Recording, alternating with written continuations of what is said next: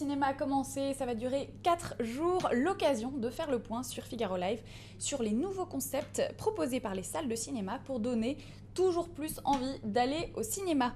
Léna Luto, grand reporter au Figaro, nous rejoint dans la newsroom. Bonjour. Vous avez testé pour nous les plus grandes salles futuristes qu'on peut trouver en France, en tout cas les plus remarquables. Alors a priori, la France est plutôt bien placée en matière d'innovation technologique pour ces salles de cinéma. Elle a l'un des meilleurs parcs au monde. La France a quasiment le plus beau parc de cinéma au monde, les plus belles, architecturalement, technologiquement.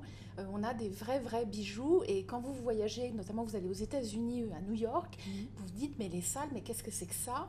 Et en fait, vous vous rendez compte, qu'est-ce que c'est beau chez nous, quoi. Ouais. Donc on a de la chance. Il y en a quelques-unes que vous avez donc testées pour nous, notamment cette fameuse technologie incroyable qu'on n'a pas inventée, mais qu'on a su adapter, qui s'appelle la KDX. À quoi ressemble une séance de cinéma là-bas dans ce genre de salle, Léna?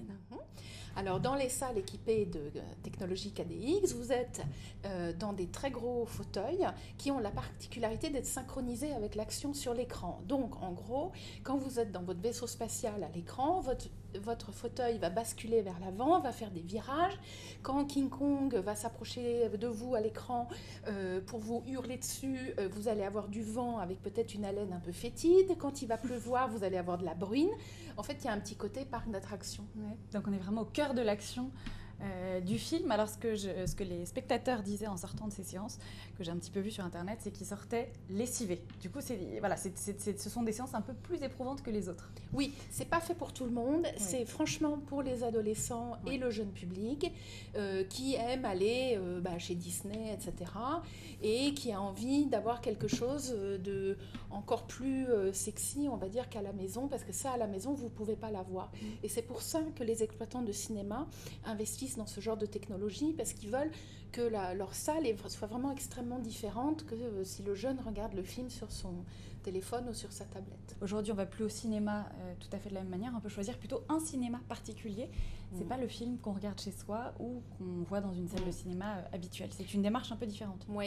En fait, le comportement des consommateurs, notamment à Paris, qui est une des villes les plus cinéphiles au monde, aujourd'hui, on ne va plus dans son cinéma de quartier. On va vraiment se déplacer dans un cinéma en particulier en fonction de ce qu'on veut.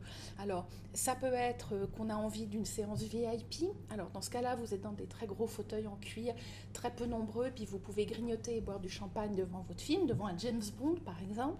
Bon, pour ça, vous irez à Aéroville, au nord de Paris. L'autre salle qui existe, elle est à Toulon.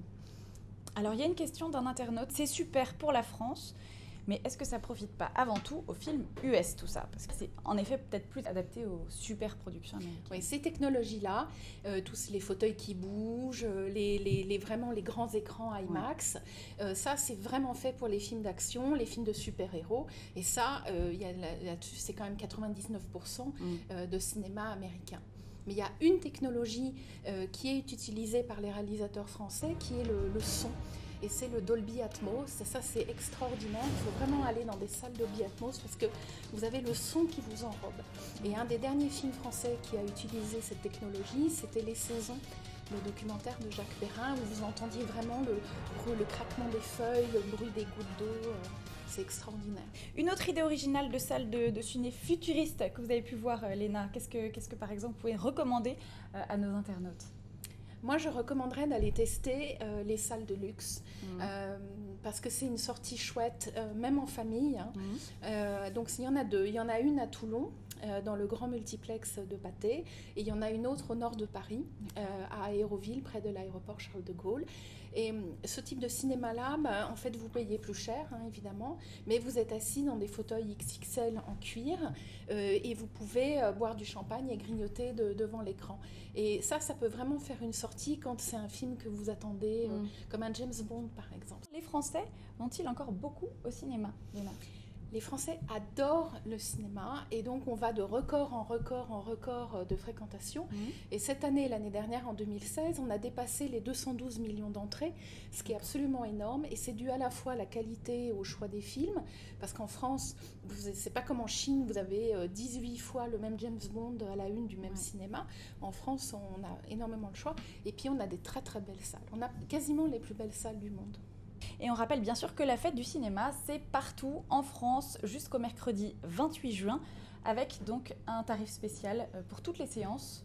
À 4 euros. À très vite pour un nouveau focus.